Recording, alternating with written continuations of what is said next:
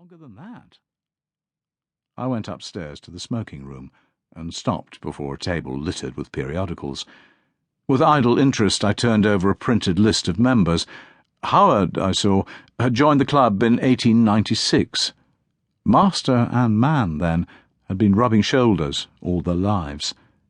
I took a couple of illustrated weeklies and ordered coffee. Then I crossed the room to where the two most comfortable chairs in my club stand side by side, and prepared to spend an hour of idleness before returning to my flat. In a few minutes there was a step beside me, and Howard lowered his long body into the other chair.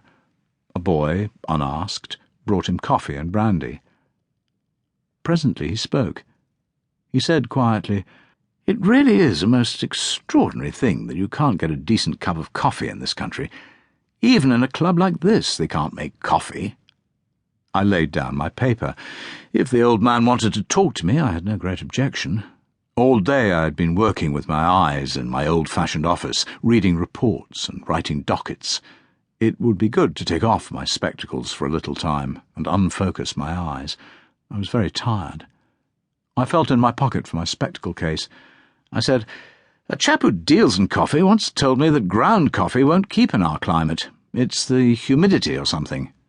"Ground coffee goes off in any climate," he said dogmatically. "You never get a proper cup of coffee if you buy it like that. You have to buy the beans and grind it just before you make it. But that's what they won't do." He went on talking about coffee and chicory and things like that for a time. Then, by a natural association, we talked about the brandy. He approved of the club brandy. "I used to have an interest in a wine business," he said, "a great many years ago in Exeter, but I disposed of it soon after the last war." I gathered that he was a member of the wine committee of the club. I said, "It must be rather interesting to run a business like that." "Oh, certainly," he said with relish. "Good wine is a most interesting study. Most interesting, I can assure you." We were practically the only people in the long, tall room.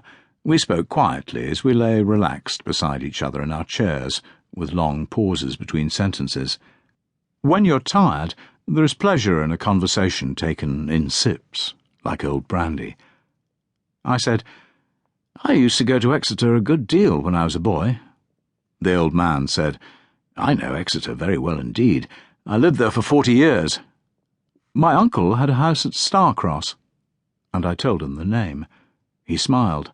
"I used to act for him. We were great friends, but that's a long time ago now." "Act for him?"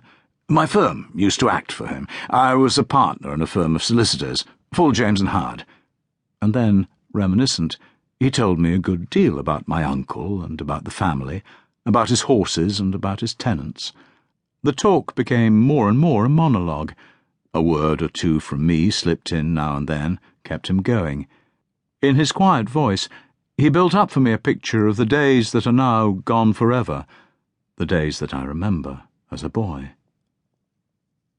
I lay smoking quietly in my chair, with the fatigue soaking out of me. It was a perfect godsend to find somebody who could talk of other things beside the war.